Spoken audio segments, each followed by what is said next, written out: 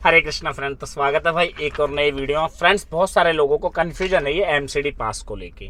क्या है ये एमसीडी पास, कैसे वर्क करता है, क्या नए लोगों को एमसीडी पास लेना चाहिए या ये एमसीडी पास नहीं लेना चाहिए, क्योंकि आधे लोगों को तो यही पता नहीं है कि एमसीडी पास होता क्या है।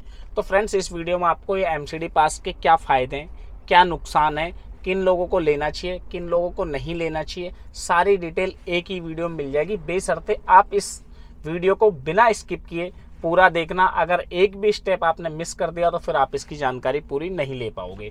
फ्रेंड्स, शुरू करते हैं फिर आज का वीडियो। फ्रेंड्स, ये जो पास है ये सिर्फ दिल्ली के अंदर वैलिड है और कोई जगह में आपको ये पास की ज़रूरत नहीं है। सबसे पहले ही मैं क्लियर कर दूं, अगर आपको दिल्ली एंट्री करनी है तभी ये पास होना चाहिए आपके पास, वरना आपको इस पास की कोई ज़रूरत नहीं है।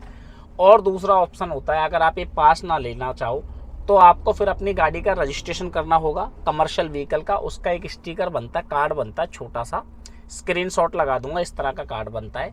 ये आपको बनवाना पड़ेगा 250 से 300 रुपये का। फिर आप एंट्री करोगे, जैसे कि छोटे वाहन को ले जाते हैं तो आपको 100 रुपये लगेगा। एक आपका जो चार्ज है पर एंट्री 100 रुपये लगेगा। जैसे हमारी गाड़ियाँ हो गई, 4 व्हीलर गाड़ियों में जितनी भी गाड़ियाँ आती छोटी, जो कि सवारी के लिए यूज़ में होती है। इसके बाद जैसे जैसे चीज़ें बढ़ती रहती है तो इनका रेंट भी अलग अलग होता रहता है। तो ये तो हो गया एक ऑप्शन की दिल्ली एंट्री करोगे तब। अच्छा, दिल्ली से एग्जिट करेंगे तब ये पास ज़रूरी होता है क्या? नहीं, बिल्कुल भी नहीं। इस पास की कोई ज़रूरत नहीं है। दिल्ली में एंट्री के टाइम ही ये पास की ज़रूरत होती है, एग्जिट के टाइम में आपको कोई भी पास की ज़रूरत नहीं होती इसकी। अच्छा, अब बहुत सारे लोगों के अंदर ये भी सवाल होता है कि हमें नोएडा से फरीदाबाद जाना हो तो अगर आपको दिल्ली होकर एंट्री है तो ही आपको इसकी ज़रूरत है। अगर आपको दिल्ली होकर एंट्री नहीं है और कहीं और से एंट्री दे रहा है, सीधा यूपी से हरियाणा के अंदर एंट्री दे रहा है, तो फिर आपको पास की ज़रूरत नहीं है। मैं डीपली जाके इसलिए बता रहा हूँ क्योंकि बहुत सारे लोगों को ना एक्चुअल में पता ही नहीं है वर्क कैसे करता है। अब बात कर लेते हैं इसको किन लोगों को लेना चाहिए और किन लोगों को नहीं लेना चाहिए, क्योंकि नए लोगों को ना बिल्कुल भी आइडिया नहीं कि ये पास के फ़ायदे हैं नुकसान है।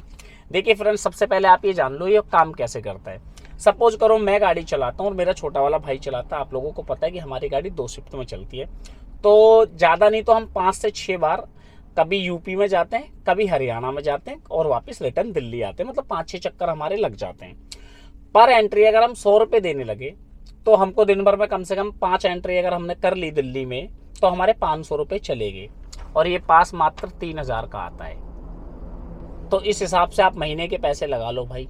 6 दिन में ये पास हमारा हमें फ़ायदे का सौदा है। 6 दिन में ये पास क्लियर हो गया, बाकी जो 24 दिन बचे जितना भी पैसा मिलेगा वो सब हमारी जेब में आएगा, क्योंकि गवर्नमेंट पॉलिसी है ये कि आपको 100 रुपये आपकी राइड में ये मिल के आता है। इसका एमसीडी टोल का जब भी आप कोई राइड लेके आते हैं तो कस्टमर के बिल में ये ऐड होता है। ओला, उबर, रैपिडो, 3 कंपनियों की मैं बात कर रहा हूँ, चौथी किसी भी कंपनी की बात नहीं कर रहा हूँ। 3 कंपनियों में ऑलरेडी ऐड होके आता है। अगर आप चौथी कंपनी में किसी भी काम करते हो तो फिर आप उनसे अलग से ये एमसीडी टोल के पैसा ले सकते हो, अगर आपको दिल्ली एंट्री करनी है तो ये किन लोगों को लेना चाहिए? ये उन लोगों को लेना चाहिए जिनका नोएडा, यूपी, दिल्ली बार बार चक्कर लगता है। ये किन लोगों को नहीं लेना चाहिए? जैसे बहुत सारे ड्राइवर भाई यूपी में काम करते हैं तो उनका कोई मतलब नहीं है इस पास को लेने का। बहुत सारे लोग हैं जो हरियाणा में काम करते हैं, गुड़गांव में, तो उनको ये पास लेने की ज़रूरत नहीं है। लेकिन मेरे हिसाब से ये पास सभी को ले लेना चाहिए। ये कोई नुकसान का सौदा नहीं है, ये फ़ायदे का है। सपोज करो यार कि आप गुड़गांव में काम कर रहे हो, एक ना एक चक्कर तो आपका दिल्ली का लगेगा ही, तो उस चक्कर का आपको 100 रुपये देना पड़ता है। तो यार 100 रुपये डेली के हिसाब से 3000 रुपये का ये पास है। और एक ना एक चक्कर ऐसा कोई नहीं है जो ओला, उबर, रैपिडो के अंदर काम करता हो और उसका दिल्ली चक्कर ना लगे। तो भाई ये पास फ़ायदे का सौदा है। अच्छा, नुकसान क्या है इस पास का? अगर आपने 3000 रुपये में ये पास लिया और आप दिल्ली एंट्री नहीं करे, 1 दिन नहीं करी या 2 दिन नहीं करी या 1 हफ्ते तक आपने गाड़ी खड़ी कर दी, तो भाई आपका ये पास जो हफ्ते तक का है ना, आपका वो नुकसान होता रहेगा। क्योंकि इस पास की कीमत है 3000। आप जाओ या ना जाओ, इस पास का आपको 3000 देना ही पड़ेगा, ये पैसा है। अब बात करते हैं इस पास को, एक कन्फ्यूजन ये भी कि कितनी तारीख तक ये वैलिड रहता है। तो ये 1 तारीख से वैलिड होता है और ये लास्ट डे तक रहता है। जैसे 30 तारीख का महीना तो 30 को, 31 का तो 31 को। अब होता क्या है, बहुत सारे लोगों के आजकल चालान भी आ रहे हैं, ये भी आप क्लियर मान लेना। वो किस लिए आ रहे हैं? हमने जिस दिन से गाड़ी ली है उस दिन से हम हमेशा पास लेते हैं, तो हम मैनुअली पास लेते हैं 4 से 5 तारीख को। 5 तारीख तक ये वैलिड होता है। 5 तारीख को हम ये ले लेते हैं तो हमारा कोई भी चालान नहीं कटेगा, क्योंकि हम हमेशा से पास लेके चलते हैं। अब बहुत सारे लोग ऐसे हैं जो पास नहीं लेते और वो इस महीने पास लेने गए और वो 5 तारीख को गई। तो भाई साहब अगर आप 5 को जाओ तो जितने आपके चालान कटे ना 500 रुपये के हिसाब से वो आपको पे करना पड़ेगा, हमें पे नहीं करना पड़ेगा। रीज़न ये है कि हम हमेशा पास लेके चलते हैं। अगर आप पास लेके नहीं चलते हो, कभी पास लेते हो कभी नहीं लेते हो, तो फिर आपको 1 तारीख को ही पास ले लेना चाहिए, ना कि 5 तारीख को। ये आप क्लियर मान लेना, नहीं तो आपके चालान कटेंगे और वो आपको देना पड़ेगा पर बाउंस का, मतलब पर एंट्री। जब आप भागोगे या दौड़ाओगे तो आपको भाई साहब इसका लगेगा ही लगेगा। अच्छा, जो लोग पास नहीं लेते वो लोग कैसे एंट्री कर सकते हैं? तो वो जो मैंने आपको बताया पहली बार में टैग लगा के, वो टैग आपने लगा लिया तो आपको एक लाइन में लगना होता है। वहाँ से आपके फास्ट ट्रैक जैसा ये होता है, उसमें आप रिचार्ज कर लो और उससे 100 रुपये पर जब भी आप दिल्ली में एंट्री करोगे कटता रहेगा। तो दोनों में ही भाई देखो, आपका अपना विचार है कि आपको किस तरह से काम करना है। मेरा काम है कि आपको प्रॉपर जानकारी देना है कि एमसीडी पास एक्चुअल में है क्या और ये कैसे वर्क करता है।